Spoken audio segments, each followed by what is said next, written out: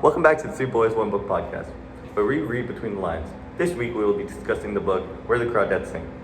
My initial thoughts about this book was it's just going to be a memoir about a little girl growing up in the marsh. Then halfway through, it kind of shifts to a love story with her and her best friend. The writing in this part becomes a lot more colorful. Towards the conclusion, it shifts to a full-out murder mystery. What is your thoughts? Well, throughout the story, we notice that Kaya and Tay are two of the most important characters. Kaya is a young girl who was jilted and suddenly abandoned by her family, and she had to learn to survive on her own.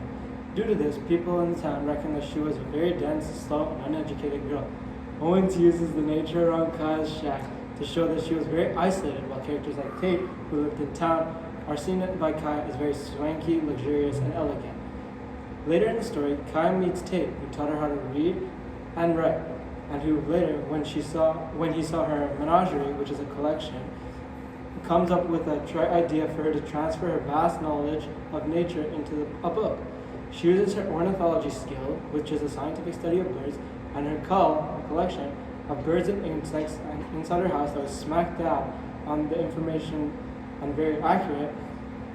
After her vast knowledge was published, she became very renowned and a well-regarded person by those around her, especially in town. Okay.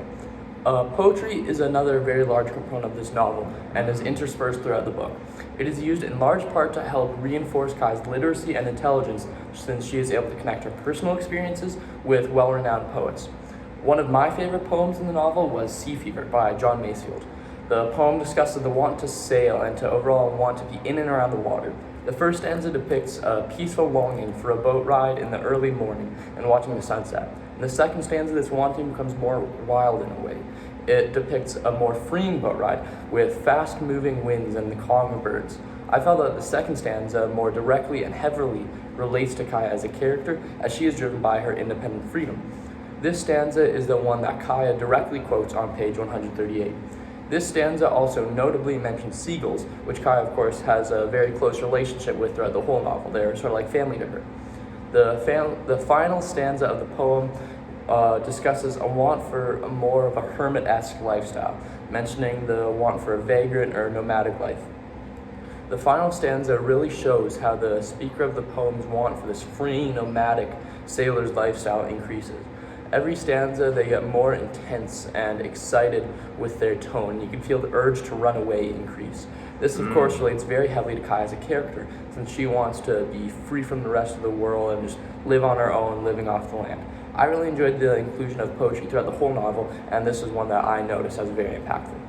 Not only that there's references to poetry in this book, there's references to the real world. Yeah. One of the largest references is a food called grits. Grits is kind of a grain.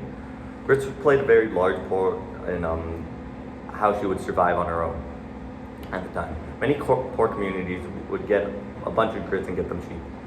We see that Kaya is forced to learn how to cook and live off grits after her mom leaves. That's not only some of the references. They make a lot of pop culture references, especially to one of the largest bands ever. Led Zeppelin produced a song called Rock of Ages. It makes an appearance in the book in the form of memories that help show her Southern culture. There's also many other references to the real world. The most impactful event from the real world is World War II. Kaya's father served during World War II, which is one of the, if not the main reason why he drank and he was so violent to his children. This caused a drastic change in character development for Kaya because it led to abuse and her mom leaving. Thank you for tuning in to this week's episode of Three Boys, One Book. And to finish up this week's episode, as always, we will rate it on our Three Boys rating system. Which boys recommend this? 3, 2, 1. We give this book 2 out of 3 boys, as 2 out of the 3 boys recommend it to our listeners. Pearson and myself recommend it, but Jake does not, resulting in a 2 out of 3 boys rating.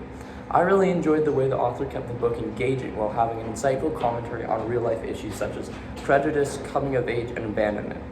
Thank you for tuning in this week's episode. The Three Boys, One Book book club will be back to discuss Hamlet next week by William Shakespeare. Boys out.